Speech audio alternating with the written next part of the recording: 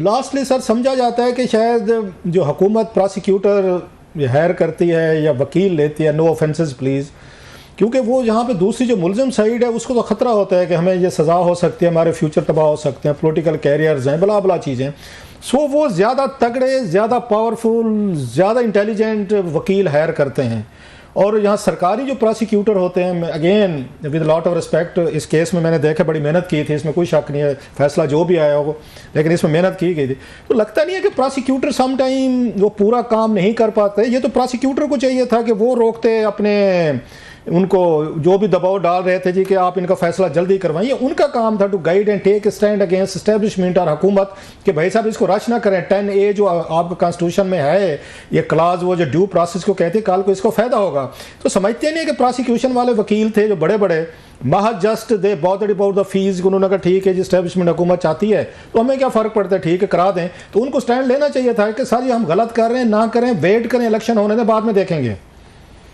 देखिए मैं आपको बताऊं, जहां पे प्रोसिक्यूशन के वकला का ताल्लुक है वो बड़े एक्सपीरियंस और बड़े सीनियर वकला है। नो डाउट सर, मैं खुद उनको देखा, मेहनत की उन्होंने खासी। ठीक है, उसमें जुल्फिकार अब्बास नकवी थे, रिजवान अब्बासी, ये बड़े फौजदारी के बड़े मंजे हुए और बड़े सीनियर वकला है। खासतौर पे हामिद अली शाह साहब जो हैं वो रिटायर्ड जज है, वो फौजदारी को समझते हैं।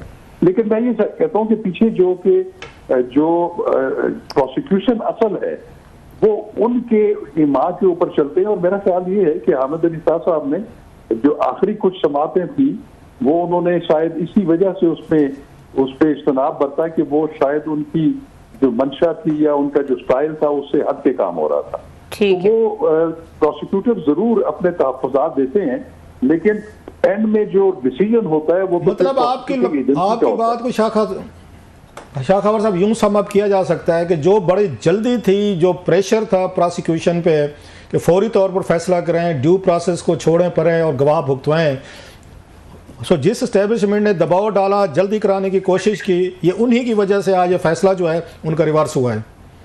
मुझे एस्टेब्लिशमेंट का तो नहीं पता, लेकिन मुझे ये जरूर है कि जिसमें जो प्रोसिक्यूटिंग एजेंसी थी जिसका ये केस था, उनका अगर ये मसला नजर था कि इसको जल्द किया जाए तो वो मेरा ख्याल है कि उसका नतीजा आज निकल आया है, वो काउंटर प्रोडक्टिव रहा है। बहुत शुक्रिया sir ji, thank you very much. बहुत शुक्रिया। शाखावर साहब हमारे साथ मौजूद थे और एक्सक्लूसिव गुफ्तगू कर रहे थे इस फैसले के हवाले से। यहाँ पे वक्त हुआ ब्रेक का। ब्रेक के बाद हम बात करेंगे कि पीटीआई को जो मखसूस नशिस्तें ये मिलेंगी या नहीं। सुप्रीम कोर्ट में आज फुल कोर्ट बेंच ने इसकी समाअत की और अहम केस की अहम समाअत थी। इसकी डिटेल्स जानेंगे कंबर जैदी से, जो हमारे साथ ब्रेक के बाद मौजूद होंगे। हमारे साथ रहिए।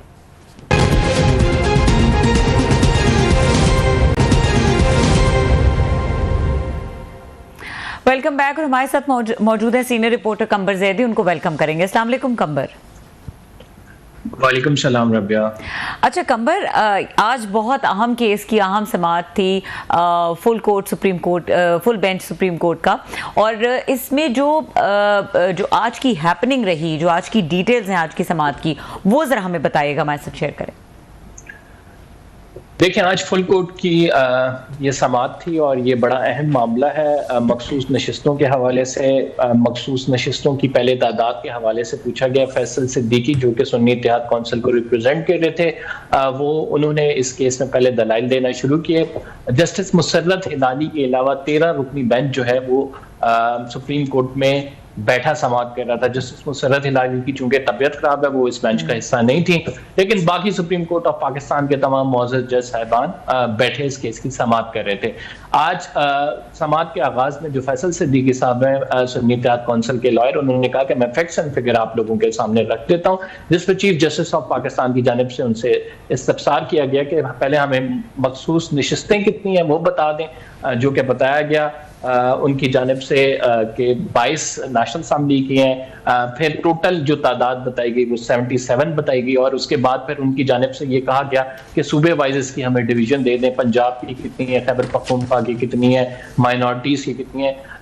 फैसल सिद्दीकी साहब इस पूरी उसमें थोड़े से कंफ्यूज इस वजह से नजर आ रहे थे कि जो data supreme court of Pakistan चाह रही थी कि वो उनको प्रोवाइड किया जाए और फौरी प्रोवाइड किया जाए, तो फैसल सिद्दीकी साहब काफी टाइम ले रहे थे वो डाटा प्रोवाइड करने में। लग ऐसा रहा था कि उन्होंने कंपाइल नहीं किया हुआ शायद डाटा, क्योंकि ये बड़ा इंपॉर्टेंट डाटा था और तमाम लोग कोर्ट में एक दूसरे को इसी वजह से देखते थे कि आप इतना अहम केस आर्ग्यू करने आए हैं तो एटलीस्ट आपको मखसूस नशिस्तों के हवाले से फैक्ट्स एंड फिंगर टिप्स में होने चाहिए या कंपाइल किए हुए होने चाहिए। बैरिस्टर गौहर ने फैसल सिद्दीकी की मदद करना चाहिए। I am sorry to cut you, हालांकि आप बड़ी अहम बात बता रहे हैं। इसी तरह का केस एक दफा पहले भी आया था वहां पे जो सुप्रीम कोर्ट में, जिसको सोशल मीडिया की उन्होंने पोस्टें जो है ना वो निकाल के खोसा साहब एंड कंपनी ने उस वक्त भी तो क्या ये पीटीआई के वकील जो हैं ये सिर्फ ट्विटर पे वार लड़ लेते हैं कि जनाब से कि बात ठीक है कि ये ट्रेंड चला दिए हैं हमने तो हम जीत गए ट्विटर पे, तो वहाँ पे कोर्ट में भी इसी तरीके से उन्होंने निकाल के दे दिए थे सोशल मीडिया पोस्ट, कोई एविडेंसेस नहीं थे। तो ये कोई ये स्पेशल प्रॉब्लम है ये पीटीआई के वकीलों के साथ के मेहनत करके तैयारी करके नहीं जाते सर, या फीसें नहीं लेते?